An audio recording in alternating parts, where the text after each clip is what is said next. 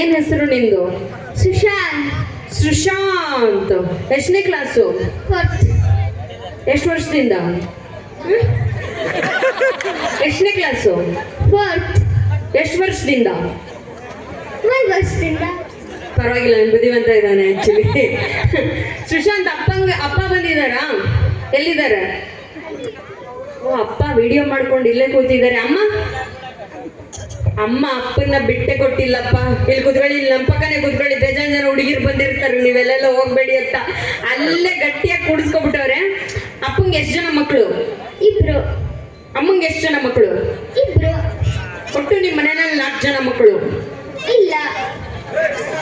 ಅಪ್ಪಂಗೆ ಎಷ್ಟು ಜನ ಮಕ್ಕಳು? 2. ಅಮ್ಮಂಗೆ ಎಷ್ಟು ಜನ ಮಕ್ಕಳು? 2. ಒಟ್ಟು 4 ಜನ ಆಯ್ತಲ್ಲ. ಅರೆ, ಅಪ್ಪ ಅಮ್ಮ 2 ಒಂದೇ ತಾನೆ. ಹೆಂಗ ಒಂದೇ? ಅಪ್ಪ ಗಂಡಸು, ಅಮ್ಮ ಹೆಂಗಸಲ್ವಾ? ಆದ್ರೂ ಒಂದೇ ತಾನೆ, ಒಂದೇ ಮನೇಲಿ ಇರ್ತಾರಲ್ಲ. ಒಂದೇ ಮನೆಯಲ್ಲಿ? ನೀನು ಒಂದೇ ಮನೆಯಲ್ಲಿ ಇದೀಯಾ? ಅಪ್ಪಂಗೆ 2 ಜನ ಮಕ್ಕಳು, ಅಮ್ಮಂಗೆ 2 ಜನ ಮಕ್ಕಳು, ಒಟ್ಟು 4 ಜನ. ಆಗಲ್ಲ. ಹೆಂಗೆ? ಅಪ್ಪಂಗೂ ನಾನು ಅಣ್ಣನ ಮಗು, ಅಮ್ಮಂಗೂ ನಾನು ಅಣ್ಣನ ಮಗು, ಮತ್ತಿಬ್ರೇ ತಾನೆ. ಅಣ್ಣಂಗೂನು 2 ಮಕ್ಕಳು, ಅಪ್ಪಂಗೂ 2 ಮಕ್ಕಳು, ಅಮ್ಮಂಗೂ 2 ಮಕ್ಕಳು ಅಂದ್ಮೇಲೆ 4 ಜನ ಆದ್ರಲ್ಲ. ಅರೆ, ಅಪ್ಪಂಗೂ ಅಮ್ಮಂಗೂ ಸೇಮ್ ಮಕ್ಕಳು.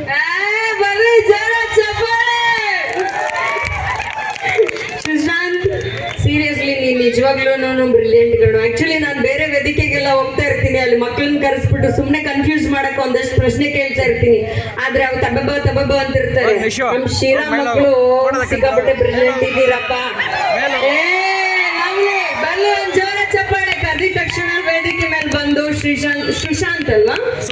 ಸುಶಾಂತ್ ವೇದಿಕೆ ಮೇಲೆ ಬಂದು ಇಷ್ಟು ಧೈರ್ಯವಾಗಿ ಎಲ್ರ ಮುಂದೆ ಮಾತಾಡಿದಾನೆ. ಬರ್ಲಿ ಒಂದ್ ಜೋರ ಚಪ್ಪಾಳೆ ಸುಶಾಂತ್ಗೆ. ಥ್ಯಾಂಕ್ ಯು ಪುಟಾಣಿ, ಥ್ಯಾಂಕ್ ಯು.